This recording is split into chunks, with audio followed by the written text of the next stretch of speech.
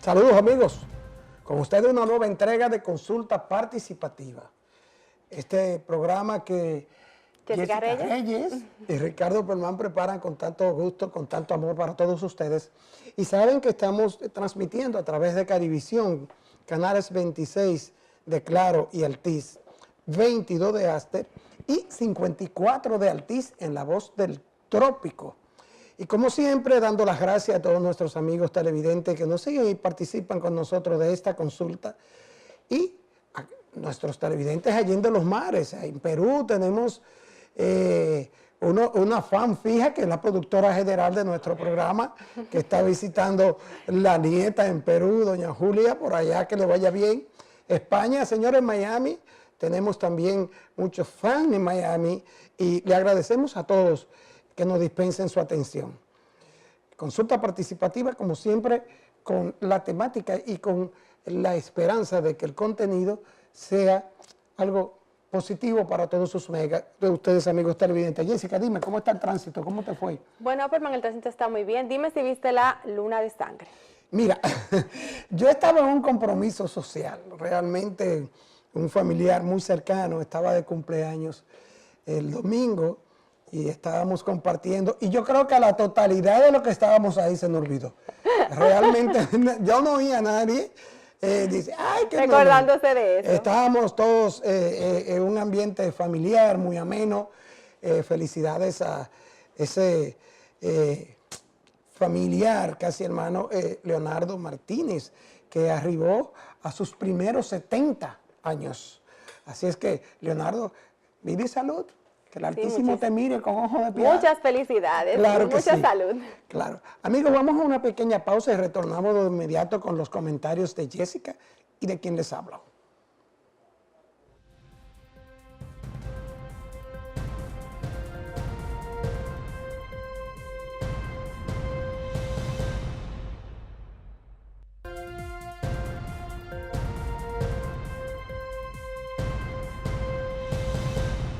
Bien amigos, Olivares, Cabrera y Asociados, consultores y auditores, asesores financieros, ofrecen servicios de igualas contables, constitución de compañías, leyes laborales, expertos en impuestos sobre la renta y todo lo que tiene que ver con la tesorería de la seguridad social.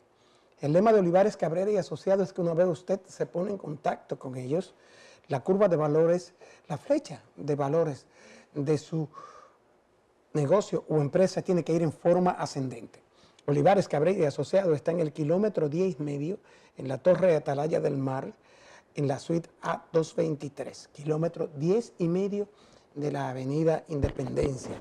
El teléfono de Olivares, Cabrera y Asociados es 809-616-6790 y 809-292-6421. También puede contactar a Olivares, Cabrera y Asociado a través de su correo electrónico delioolivares@hotmail.com. Contacte a Olivares, Cabrera y Asociado. Amigos, y la doctora Lourdes Sarina Opperman, con su mensaje de siempre, le dice y le recuerda que no tiene por qué ocultar su sonrisa. La doctora Opperman, especialista en prótesis y rehabilitación bucal, también ofrece los servicios de estética dental, implantes dentales, coronas, puente, cirugía bucal, en fin, todo lo que usted necesita para su salud bucal y la estética de su sonrisa se lo ofrece la doctora Opperman. La doctora Opperman trabaja exclusivamente por cita y está en el teléfono 809-846-0582. El gabinete de la doctora Opperman está en la Max Enrique Sureña, número 27, segundo nivel de la Plaza Román en Naco. También puede contactarla a su dirección electrónica doctoraopperman@gmail.com. Bien amigos, y Ángel Rosario Pérez, el coronel, el mayor, el capitán avaleado por este señor José Alberto Adame Félix, alias Canelo, sigue en estado muy delicado.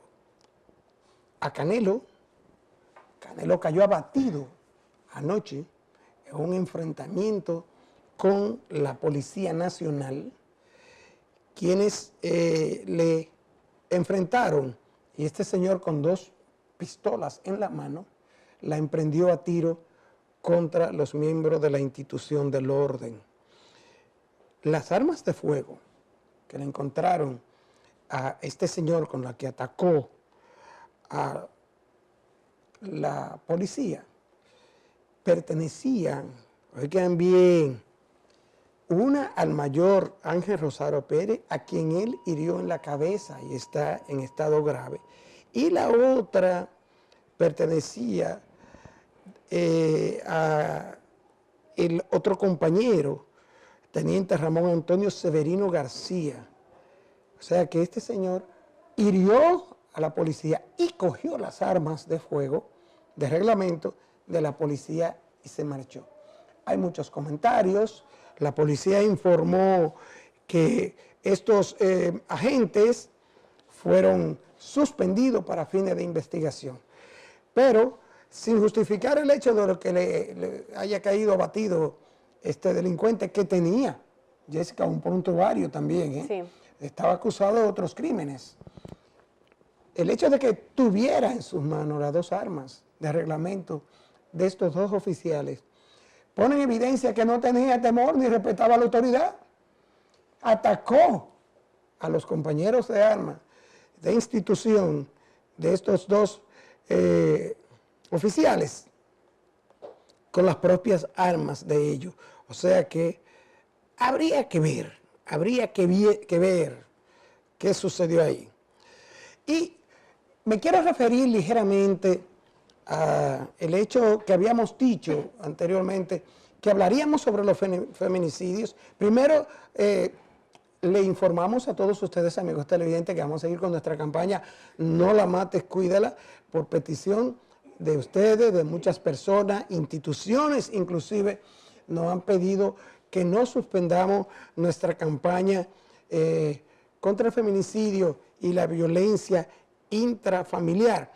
Y le prometemos que para un programa próximo, muy próximo, tendremos a una fundación encargada de, como dice su nombre, Vida Sin Violencia. Tendremos aquí a la presidenta de esa institución, siguiendo con nuestra campaña, y comentábamos con Jessica hace un momentito el asunto de nuestra nueva campaña contra la discapacidad, sobre la discapacidad en todas sus manifestaciones, lo cual será una campaña ardua, intensa, Jessica, por aquello que tú comentabas de que la discapacidad es tan amplio, que uno pues tiene que... Es muy amplia, cada discapacidad debe de tratarse de una forma diferente. Decir que 97 feminicidios el año pasado. Estos son datos comprobados, datos oficiales. Hubo una baja realmente ligera, pero hubo una baja en relación con el año 2017, y eso es alentador. Ojalá que esto siga a la baja y que no se sigan sucediendo estos tipos de crímenes. Y amigos, comentaba brevemente que el senador Wilton Guerrero le entró con fuerza al capellán de la Policía Nacional y le dijo que el general jefe de la policía le hace más daño a este país que una epidemia prácticamente. Dijo que más daño que la muerte infantil, más daño que esto, más daño cosas. Creo que, no sé si este discurso es algo beneficioso en relación con lo que está sucediendo en el país. Creo que más bien debería ser discursos conciliadores, discursos que conduzcan y que induzcan y que provoquen que la delincuencia frene. De todos modos, está ahí el senador, que es un senador bastante fuerte en sus pronunciamientos contra el crimen, pues le respondió como había prometido al capellán de la iglesia. Amigos, hasta aquí mi comentario y vamos a escuchar a Jessica. Bueno amigos, en esta ocasión vamos a hablar sobre una de las garantías constitucionales y es sobre el recurso de amparo. Este mecanismo es la vía idónea de la que disponen las personas físicas y jurídicas para reclamar ante los tribunales la protección de sus derechos fundamentales cuando estos consideren que están siendo vulnerados por la autoridad pública o por particulares. Cuando hablamos de derechos fundamentales, nos estamos refiriendo a los derechos intrínsecos a cada ser humano, como son el derecho a la vida, el derecho a un trato igualitario, el derecho a la educación, entre otros. Este mecanismo busca la protección inmediata a los derechos fundamentales, hace que se cumpla la ley o que se cumplan los actos administrativos y salvaguarda los intereses colectivos. Esta figura jurídica se encuentra consagrada en nuestra legislación en el artículo 72 de la Constitución de la República Dominicana, así como también en la Ley 137-11, que es la Ley Orgánica del Tribunal Constitucional, en la cual se establece el procedimiento que se debe de llevar a cabo, siendo un procedimiento expedito y gratuito. Existen diferentes tipos de amparo, como son el amparo de cumplimiento, que busca que la ley se cumpla, el amparo colectivo, el cual busca la defensa de los derechos colectivos, y el amparo electoral. En definitiva, contamos con una garantía constitucional muy efectiva para proteger los intereses colectivos y también los derechos fundamentales de cada ser humano. Muy bien, así es, Jessica. Este es un recurso que viene a ser el soporte del sosiego de aquellas personas que son abusadas y que les son violados sus derechos fundamentales. Es un recurso que es de largo tiempo, de larga historia, de larga data. En muchas naciones del mundo este recurso es de por vida, o sea, es un recurso antiguo realmente, el recurso de amparo. Amigos, vamos a una pausa. Antes, recordándole que hoy vamos a hablar con una de las personas más versadas sobre nuestro padre fundamental, nuestro padre de la patria, Juan Pablo Duarte. Volvemos en breve.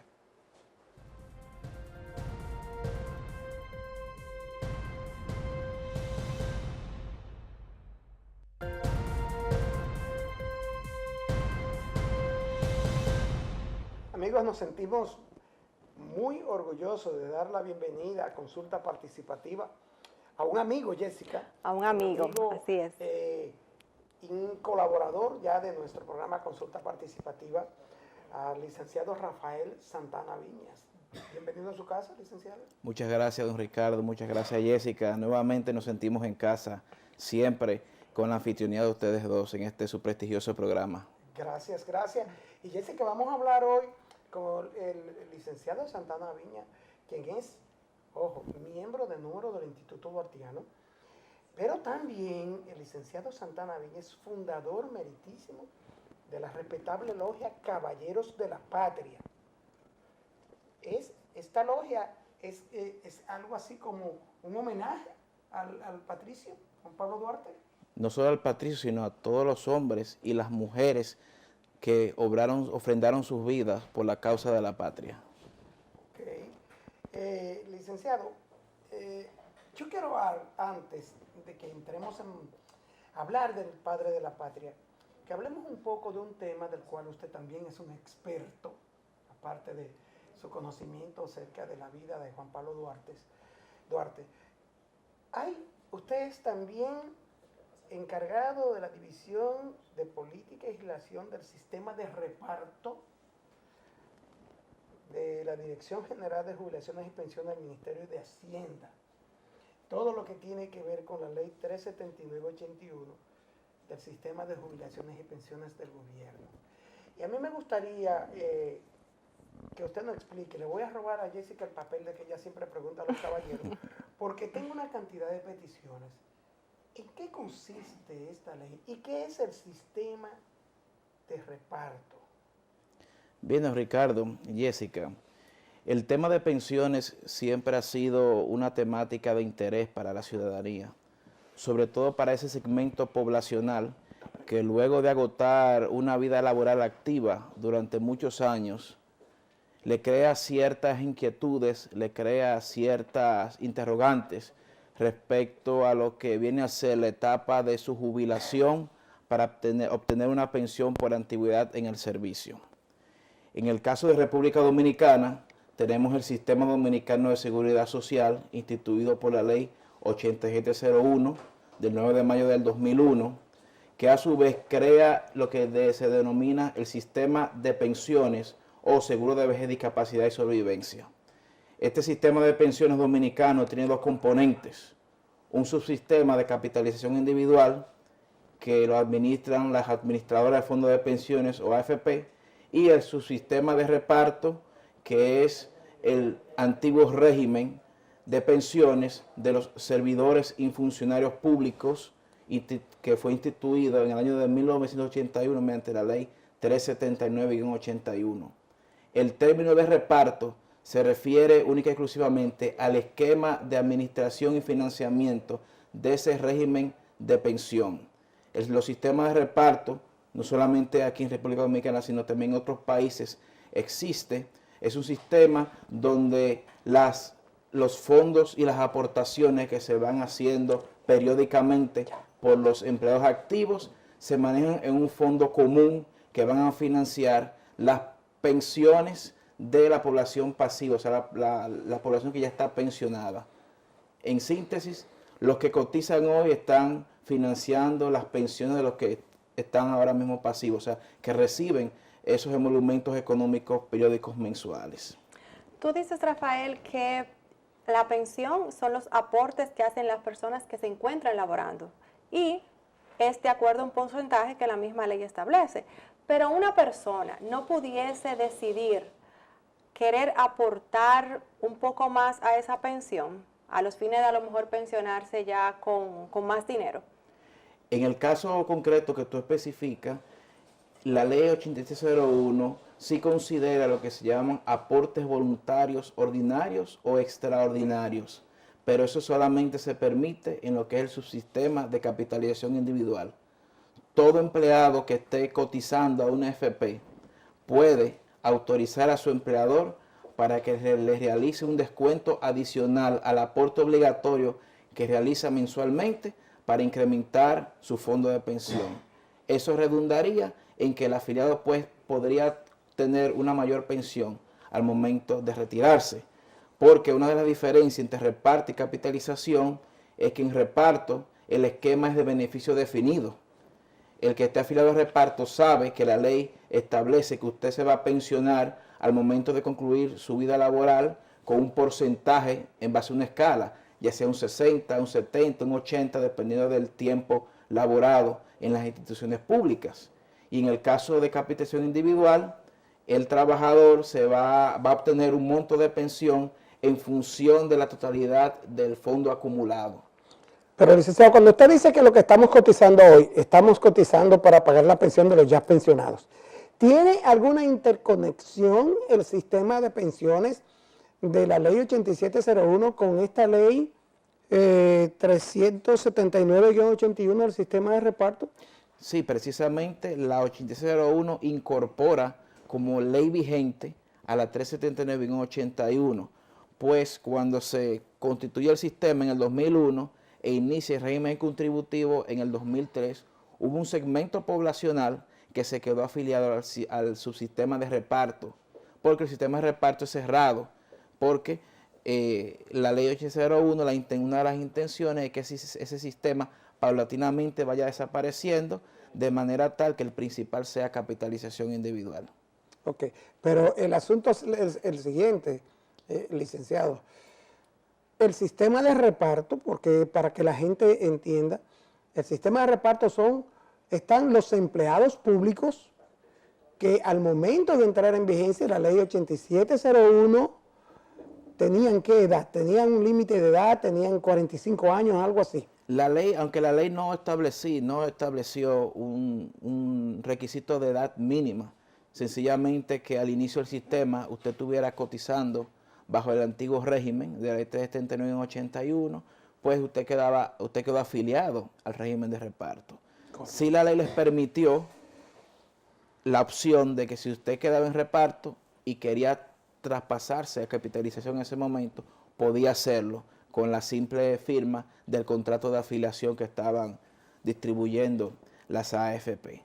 Ahora bien, un dato muy importante es que si bien la ley 379 es un sistema que se creó en el año 81 como un régimen de jubilaciones y pensiones para los funcionarios y servidores del Estado, no menos cierto es que actualmente hay también afiliados que están cotizando de empleadores del sector privado, porque ya ese esquema de empleador público-privado con el nuevo sistema desapareció. Ahora es básicamente a qué fondo usted está cotizando, que es la primera pregunta que se debe hacer un ciudadano antes de tomar una decisión respecto a lo que tiene que ver con el tema de pensiones. Lo primero que yo tengo que hacer es saber dónde estoy afiliado para saber qué acciones voy a emprender con relación a mi afiliación al momento que yo vaya a solicitar mi pensión. Rafael, al momento de una persona ya pensionarse, ¿hay modalidades de reparto de ese dinero o a esa persona una vez se pensione se le entrega todo su dinero? Para lo que es capitalización individual tenemos varias modalidades que se han ido creando en la medida que el sistema va ganando tiempo. Las dos principales que contempla la ley son la renta vitalicia y el retiro programado para pensión por vejez. Sin embargo, con el paso del tiempo y dado ciertas circunstancias, se consideró una excepcionalidad para los que son los afiliados de ingreso tardío. Afiliados de ingreso tardío son todos aquellos que al momento de iniciar el sistema, junio del año 2003, tenían 45 años o más. Ese segmento poblacional que tenía esos 45 años en ese tiempo, cuando cumplan 60 años y dejen de trabajar por 3 meses, tienen la opción de ir a su AFP y solicitar el pago de beneficios por ingreso tardío. Yo quisiera que tú nos hablaras un poquito de esas dos modalidades, que son retiro programado y renta vitalicia. En el caso del retiro programado, cuando el afiliado cumple los requisitos que establece la ley de haber cotizado 360 cotizaciones y tener una edad de 60 años mínimo, puede ir a la AFP y la AFP le va a presentar estas dos modalidades. La renta vitalicia, si escoge esa, lo que sucede es que los fondos, el fondo acumulado pasa a una compañía de seguro, quien se compromete a pagarle una renta fija durante toda la vida del afiliado. Es un monto fijo que se va a pagar mensualmente y será indexado conforme dice la ley periódicamente, como ya establece. En el caso del retiro programado, el afiliado va a recibir, no de la compañía, sino de la AFP, un desmonte que va a ser periódico y programado, donde la AFP le va a entregar periódicamente una cantidad de dinero hasta tanto se agote el saldo en su fondo de pensión. Bien, licenciado, ahí quiero insistir porque se le acercan a uno compañeros, muchos compañeros de trabajo, y lo primero que te dicen es, cuando yo me pensione, la AFP me va a devolver, ya yo tengo 1 millón, yo tengo 1.200.000. Se le devuelve al empleado si el Estado te pensiona, la AFP tiene que devolverte el dinero que tienes en tu cuenta individual. Todo depende. Si el afiliado obtuvo una pensión del Estado por derecho adquirido y se mantiene afiliado a la AFP, puede ir a la AFP una vez haya dejado de trabajar mínimo 3 meses y solicitar la devolución de su fondo.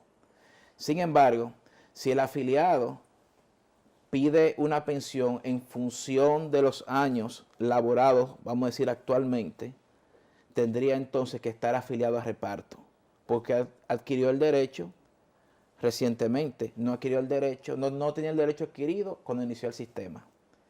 Entonces, ¿qué pasa? Hay un procedimiento excepcional que emitió el Consejo de Seguridad Social, donde el afiliado a una AFP que tenga años cotizados al viejo sistema, o sea, la ley 379, haya laborado, o sea, implica que haya laborado en instituciones públicas, puede acercarse a la DIDA y solicitar su traspaso de capitalización individual a reparto. Pero una de las condiciones fundamentales de eso es precisamente ser un afiliado de ingreso tardío, o sea, como reiteré ahorita, tener 45 años o más al inicio del sistema y tener el cumplimiento pleno de los requisitos para usted pensionarse por la ley 379-81. Si usted cumple esas condiciones, pues el sistema excepcionalmente lo traspasa a reparto y con ello vienen sus fondos. Porque ¿qué pasa? Esos fondos vienen como reconocimiento a ese periodo cotizado adicional que le va a sumar al tiempo laborado anteriormente en la administración pública para completar el tiempo mínimo que establece la 379-89, son 20 años laborados. Rafael, tú hablaste de la DIDA. ¿Qué es eso? La DIDA es la Dirección de Información y Defensa de los Afiliados de la Seguridad Social. Es un organismo de asistencia, de orientación y defensoría del afiliado a la Seguridad Social. Es decir, todas personas que tengan problemas con su pensión, vaya y reciba una asistencia. No solamente con pensión, sino también en materia de salud, en materia de riesgos laborales.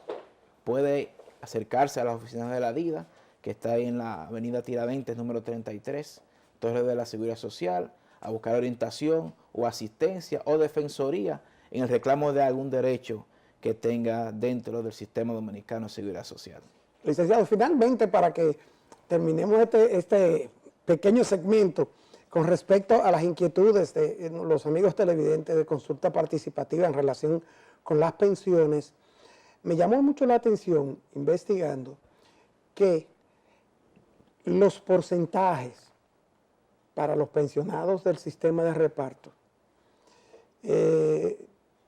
obedecen al tiempo que ha trabajado, 20, 25, 30, más de 30 años, pero que las pensiones, los montos de las pensiones, no se corresponden con el salario que usted ha devengado durante los últimos 3 años de su vida hábil de trabajo. Yo quisiera saber cuál es el tope y el mínimo para un pensionado del sistema de reparto. Esto después de la pausa.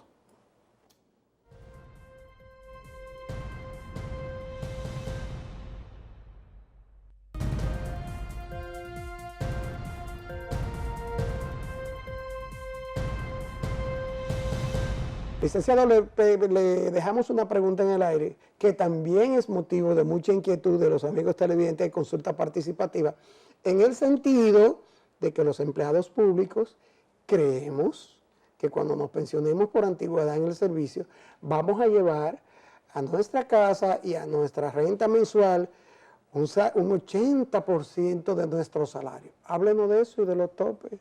Sí, como no, don Ricardo. Cuando calculamos los montos de pensión, la ley nos establece, como bien usted citó, una escala en función del tiempo laborado de 60, 70 y 80%. El 80% es para aquellos empleados que hayan laborado 30 años o más en la administración pública. Ahora bien, el mecanismo de cálculo de ese monto de pensión se hace sobre la base del promedio del salario de los últimos 3 años. A ese promedio se le aplica el porcentaje. Sin embargo, la ley 379 tiene un acápite que establece lo que se llama un tope de pensión establecido en el monto de 8 salarios mínimos del sector público. Actualmente el monto del salario mínimo del sector público son 5.717,50, que si lo multiplicamos por 8 nos da 40.940 pesos. O sea, que todo monto de pensión que supere esa suma queda topado en ese monto. O sea que si usted promedió 100.000 pesos mensuales de salario en esos últimos 3 años, usted no se va con 80.000. ¿No? Usted se va con 40.940 porque eso es lo que establece la ley 379 en 81. Ahora bien, así como le informo esto, puedo también citarle de que en el proyecto de reforma de la ley 8301 y de la ley 379 se ha contemplado el estudio de esa situación del tope de pensión para ir por 2 alternativas, o incrementarlo o sencillamente dejarla sin tope.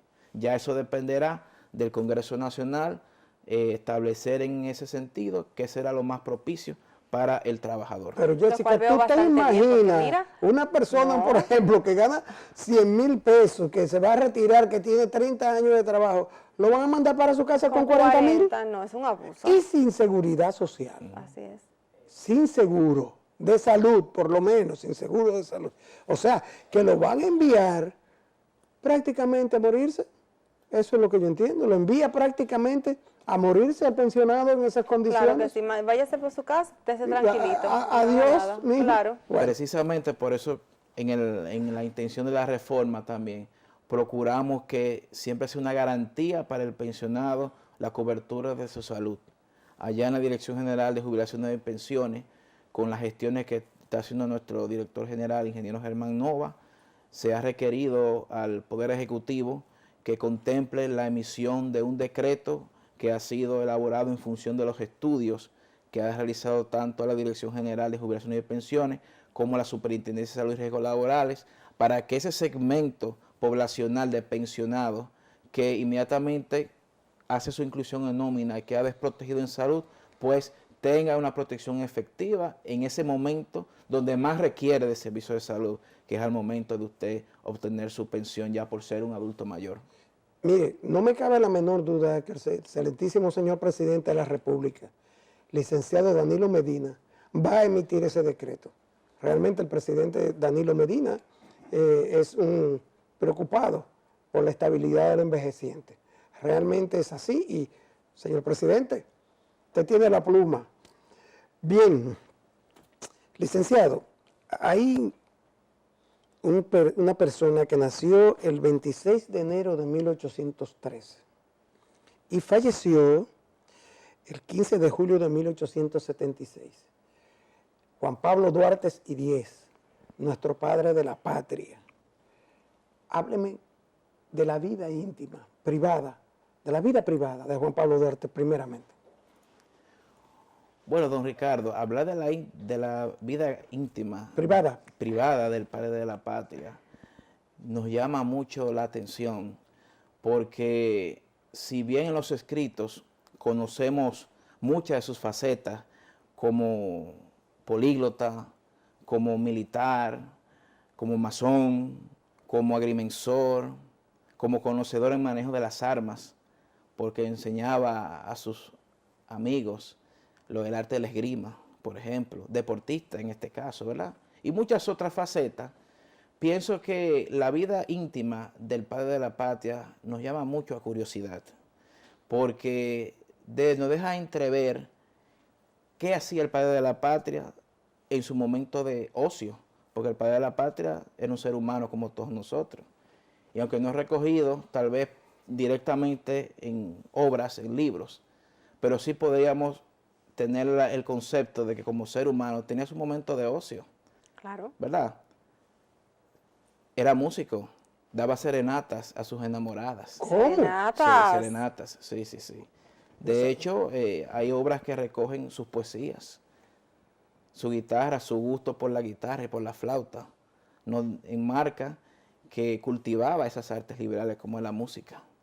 Y eso deleitaba a las damiselas de aquella época. Usted sabe buen mozo, licenciado. Que estaba concentrada la ciudad dentro de lo que hoy es la zona colonial y en todos esos balcones y esas casas conjuntas. No digo yo que se daban muchas serenatas muy propicias a ciertas horas de la noche, ¿verdad? Sí. O sea que eso denota su afabilidad por el romanticismo, ¿verdad? Por la música, por deleitar ese gesto de caballero que tenía nuestro padre de la patria. ¿Y en el amor?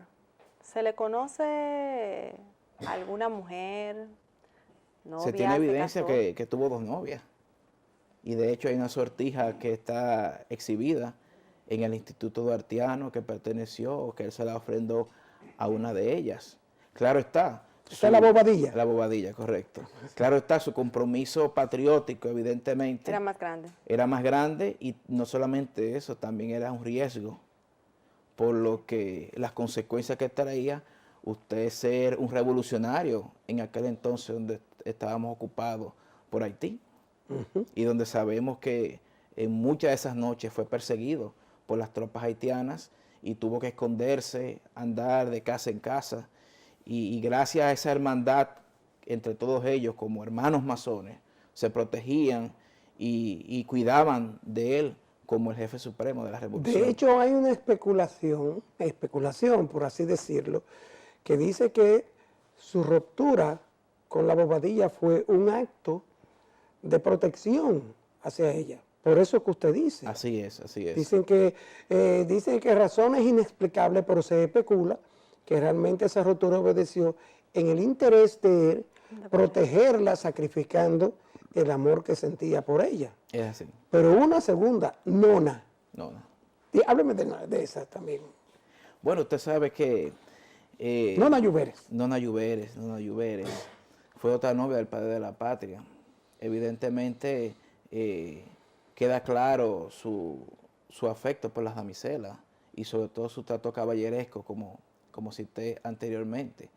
Pero la misma situación que usted dice del riesgo que podría poner en vilo esa relación por las persecuciones que él sufrió, él no quiso en ningún momento que tuviera ellas en riesgo en el momento, ¿verdad?, que tenía relaciones de amor con ellas.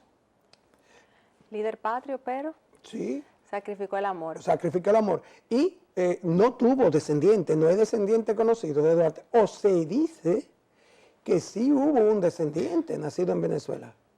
Esas son especulaciones, evidentemente. En la historia, una de las fuentes son los documentos. Tendríamos que ver si existe un acta de nacimiento o algo que pueda evidenciarnos de que efectivamente haya un descendiente o no. Por tanto, hasta el momento esas han sido especulaciones. Todavía queda mucho por investigar, porque Venezuela, que fue la patria que lo acogió antes, ¿verdad? Tuvo por Honduras, él tuvo por Honduras también, ¿no? Tuvo por otros lugares de Centroamérica, pero básicamente centró su vida, los finales de su vida allá en Venezuela. También hay que destacar que tuvo la oportunidad de viajar a Estados Unidos y a Europa durante su juventud, o sea que eso le permitió acceder a muchas fuentes de información en Incluso bibliotecas. él estudió fuera. Estudió fuera, imagínate, era políglota. Sí, sí. Hablaba latín, inglés, alemán, francés. Para esa época era decir mucho. Claro que sí. Sí. En esa excelsa figura. O sea que tuvo una preparación, dicho, ¿verdad?, en buen sentido de la palabra, envidiable. Licenciado, mire, y me llama también esto mucho la atención, Jessica y licenciado Santana Viña. El hecho de que hoy día se escucha mucho en televisión decir, ¿y de qué viven los políticos? Porque fulano de tal es político, tuvo un cargo en el Estado, hace años que no tiene cargo en el gobierno y vive la misma vida que tenía cuando estaba en el cargo político y no se le conoce que produce nada. ¿De qué vivía Juan Pablo Duarte con esta vida de revolucionario, de susto, de esconderme? ¿De qué vivía? Fíjese que Juan Pablo Duarte nació en el seno de una familia acaudalada. Su padre, Juan José Duarte, era comerciante, tenía un almacén de provisiones allá en la Tarazana. Sin embargo, la causa de la patria, la causa de la independencia, obligó a esa familia a comprometerse con ese gran proyecto y prácticamente ellos vendieron todos sus bienes para la causa de la independencia. Y eso sí no es especulación, porque si usted va al archivo de la General de la Nación, usted va a encontrar en los protocolos notariales esos actos auténticos donde el mismo padre de la patria designaba a su hermana Rosa o a su hermano Vicente Celestino, instruyendo que una propiedad de él o un bien mueble de él fuese vendido para ser utilizado para ¿Existen esos documentos? Sí, sí. Están allá en el Archivo General de la Nación. Hay una interesante conferencia que dio el ingeniero Antonio Guerra, que es genealogista y miembro del patronato del archivo, donde él expuso en su proyección esos actos notariales. Muy interesantes. Qué raro que no están, no reposan en el Instituto Duartiano, ¿no? Copias allá. Hay Hay copias. copias, sí. Oh, sí. pero el original está en el Archivo General están de la bajo Nación. custodia del Archivo General de la Nación. Sí. Rafael, algo que llama mucho la atención y es en la parte de los estudios de Juan Pablo Duarte, en donde él se fue a Europa a estudiar, a hacer su carrera, pero cuando viene con unos ideales de establecer la sociedad secreta. Háblame un poquito de la Trinitaria. Sí, mira, en esa experiencia que él tuvo en el exterior, básicamente en Estados Unidos y en Europa, él tuvo la oportunidad, a través de los vínculos de la masonería, de interrelacionarse con masones. Los masones de aquella época eran revolucionarios, muchos de ellos brillantes figuras que lideraron revoluciones en sus países para crear los sistemas republicanos, que prácticamente trajo de Europa esas ideas el gran americanista Francisco Miranda, el generalísimo Francisco Miranda en Venezuela, fue que trajo esos ideales y fundó lo que llaman la Logia Lautaro. donde se debatieron y se trataron todas esas grandes ideas de libertad, igualdad y fraternidad. Juan Pablo Duarte no estuvo ajeno a ese movimiento libertario, a esa gran iluminación de esas ideas, entrar en contacto con los enciclopedistas allá en Europa, esas lumbreras de conocimiento y esas experiencias ya, porque Juan Pablo Duarte visitó Europa ya posterior a una sangrienta revolución francesa, donde después se crearon los regímenes democráticos allá en Europa, sacando en muchos países lo que fueron los regímenes absolutistas, del monarca absoluto y los regímenes arbitrarios de esa naturaleza. Él dice en sus testimonios, que son recogidos por su hermana Rosa, que lo que más le impresionó fueron los fueros de Cataluña, los fueros de libertad de Cataluña. O sea, Juan Pablo Duarte vivió un tiempo en Barcelona y allá aprendió de todas esas experiencias. Inclusive, yo estuve el año pasado en Barcelona y recorrí el vecindario donde él vivió, le llaman el Borne, allá. Inclusive tengo una foto donde según testimonios de los que viven allá, él asistía a una iglesia. Y yo me tomé una foto en esa iglesia que todavía está allá, donde el padre de la Patria asistía cuando vivió allá en Barcelona, en Cataluña. El tiempo se nos está yendo, pero yo quiero que usted me hable, licenciado, brevemente, del Duarte militar. ¿Duarte fue militar por obligación o por vocación? Las dos cosas. Explique. Militar por obligación, por el proyecto que tenía. Y evidentemente eso lo obligó a tener que insertarse dentro del ejército haitiano. Fíjese que Duarte llegó al rango de coronel. ¿Del ejército haitiano? Del ejército haitiano. ¿Cómo? Y cuando usted lo analiza, son tácticas que utilizan ese tipo de revolucionarios para aprender cómo se comporta su contrario. Y evidentemente, por vocación también, porque a él le gustaba. No por un asunto de tener autoridad, no por un asunto de vanagloriarse, no por un asunto de ego, sino le gustaba utilizar, manejar la autoridad, pero para enseñar. Sí, porque fue maestro. Porque fue un maestro. Utilizó sus libros de manejo de armas para enseñarle al ejército revolucionario que él educó y preparó para que se incorporara a la causa de la independencia. Fíjense que inmediatamente, como tú pediste la información, él crea la Trinitaria con 9 miembros. Y después que crea la Trinitaria, que su gran mayoría, casi la totalidad son hermanos masones, que conoció en la logia donde él iba, que era la Constante Unión número 8, él después trae otros masones como comunicado donde ingresan donde ingresa Sánchez y Mella. Y fíjate que a Sánchez lo hace él su comandante de la revolución, que cuando él tiene que salir corriendo hacia el exilio, porque lo estaban buscando para asesinarlo, queda a cargo Sánchez, él deja a Sánchez como encargado de la revolución. No obstante, después regresa en la Goleta de Leonor y lo reciben en la Puerta de San Diego, un 15 de marzo de 1844, con posterioridad a la gesta del 27 de febrero. Rafael, respecto a ese punto justamente, hay muchas personas que dicen que la independencia no es mérito de Juan Pablo Duarte porque él no estuvo ahí ese 27 de febrero. Habla un poquito de eso. Duarte no estuvo en el país cuando ocurrió la independencia o la separación, porque también hay un dilema. Sí, en ahí. eso. Si vemos el manifiesto el 16 de enero de 1844, se habla de separación. Y en realidad uno se independiza de la metrópolis, pero en este caso podía el término utilizarse como separación de nuestro invasor. El hecho de atribuirle o no el mérito a Juan Pablo Duarte de la independencia, eso no se cuestiona, porque si vamos a analizar la obra, Juan Pablo Duarte fue el arquitecto y los demás fueron los ingenieros. Los ingenieros que estaban aquí cristalizaron el pensamiento de Duarte. Ahora bien, eso es lo que le da el crédito para ser el padre de la patria, el verdadero padre de la patria, sin desmeritar a todos los demás, porque tienen sus méritos en sus diversos momentos de la epopeya, pero el verdadero padre de la patria, el pater patriae, como dicen en latín, es Juan Pablo Duarte Díaz. Sí, porque se dice que él supervisó a distancia y financió la guerra de la independencia. Inclusive hay datos que todavía están por confirmarse y documentarse, pero tenemos la certeza de que estando Duarte en el exilio, él mantenía comunicación vía correspondencia por la fraternidad masónica, tanto del lugar donde él estaba como la que existía aquí en República Dominicana, que se mandaban cartas encriptadas con un lenguaje especial que usamos los masones, con mensajes y con ciertas órdenes respecto a acciones que tenían que emprender al momento de que se consumara el acto de la independencia. ¿A qué cree usted que se debió que Duarte fuera expulsado varias veces del país, no?